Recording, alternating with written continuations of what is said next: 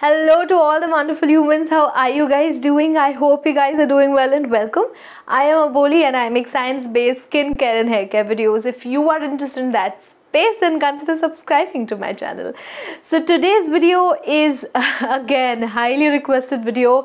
I am going to talk about the Jovees sunscreen and the LACTO CALAMINE sunscreen.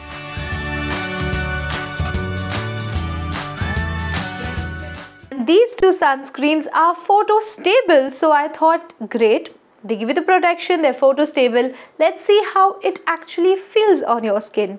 So let's go. I would like to start by pointing out one mistake that we all are doing right now is not really pinpointing the products that were tested on. When it comes to the Jovees sunscreen, the product that was tested on was the Sun Cover SPF 30 product. This is the product on which they have tested and they have found out that this is a photo stable sunscreen.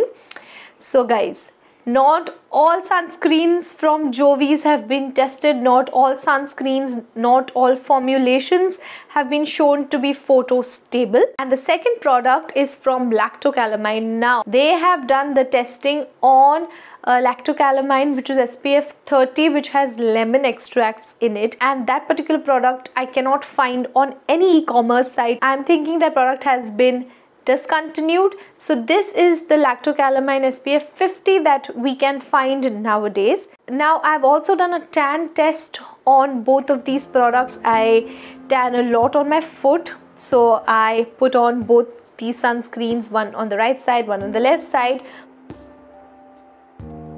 put on my open slippers and went on in the Mumbai sun. This is 3 hours after sun exposure. Usually my foot will tan terribly and you would see those chappal marks, but in this case both my foot didn't tan and both of the sunscreens have passed the tan test. So let's start with the price of each of the product.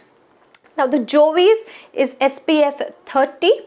It costs $145 for 50 grams, extremely affordable. The next is the LACTO CALAMINE SPF 50. Keep in mind that this is SPF 50 and this is SPF 30. This costs $349 for 50 grams. Again, incredibly affordable. Let's come to the texture of the product. And now this is where I actually finalized which product I like more. Is it the LACTO CALAMINE or is it the Jovees? So let's go and see. I'm going to apply the Jovees one on my right side so that you guys can see. Yep, you see, it is very white. It almost feels like the photo stable one. If you have used Bello sunscreen, yes, it feels like that. The Bello one is a little less greasier than this, but it's pretty similar. Now this one has a lot of fragrance. It can be a little overpowering for people who are sensitive to fragrance. So yeah, now it does not leave a white cast. Just work it in a little bit. Once you work it in, give it a little time to settle on your skin. The white cast, it goes away. So there you go. You see, it's pretty settled in. You can see a little bit of white cast in comparison to my other hand, but it will go away. Let's talk about the LACTO CALAMINE one. This I'm going to apply on this side of my hand so that I don't mix the two textures. And here. This is a very typical LACTO CALAMINE product. It has the pink shade that LACTO CALAMINE products usually have. It also smells exactly like any other LACTO CALAMINE products. If you have used LACTO CALAMINE, then you would know the smell that I'm talking about. It's very characteristic of LACTO CALAMINE. Again, this one does not leave a white cast, but this needs to be worked into your skin a little more than the Jovees one. So do it. The only thing I don't like about this product is the fragrance. Like, I am not bothered by fragrance, but when it's overpowering, it becomes very, very, very annoying. The LACTO CALAMINE, when you put it on your face, the fragrance doesn't go away. It is there on your face for 2 to 3 hours and you keep smelling it, and that can be a little annoying if you have to do that every day. If you are not bothered by it, you can definitely buy this because it did work when it comes to tanning. As you can see, it has completely been absorbed on my skin, does not leave a white cast, and you guys can see.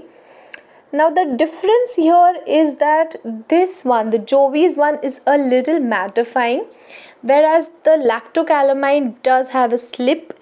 It is very much greasier than the Jovees one. When it comes to the texture, I like the Jovees one a little better than Lactocalamine. Now the Lactocalamine has clay in it, as they say in their ingredient list. However, it does not mattify your skin. It is quite greasy. I was actually a bit disappointed when I saw that it has been recommended for oily skin types. However, I have oily skin. It does not work on oily skin, and this is the proof. Now this is the video that I took after I applied the Lactocalamine lotion. This is just within 1.5 hours. You can see the amount of grease that I have on my face. And this day was like any other regular day. I was indoors. I didn't go out. I couldn't actually believe that my face was so shiny. That was because of the Lactocalamine. So I do not recommend the Lactocalamine one for the face in summers for oily skin at all.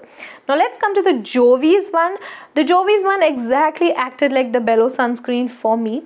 I will not wear it outdoors, but when it comes to indoors, it's a good enough sunscreen. It's not mattifying.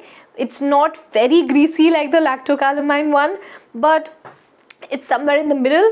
Will work for combination skin types, but cannot wear it outdoors for oily skin type. Big problem I have with the Jovees one is that they have not written the full ingredient list on the packaging. Don't do that, please. Now they have written active ingredients, and you would be surprised by the active ingredients in this product. It's sandalwood, aloe vera, chamomile and licorice. What am I going to do with that, Jovees? I need the name of the filters that you're using in this product. I don't care if the product has chamomile or not. Because there weren't any ingredients on the product, I had to go on the internet and on our e-commerce sites to see if there are any ingredients written there.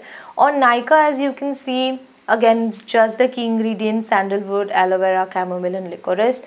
Then on Amazon, again, it's the same 4 ingredients, so did not help. So I thought that, okay, let's go on Jovees site and let's see if they have written, and very nicely they've written all ingredients. Now I was happy, but as you can see, nope, it's again these 3 ingredients. They haven't even mentioned licorice.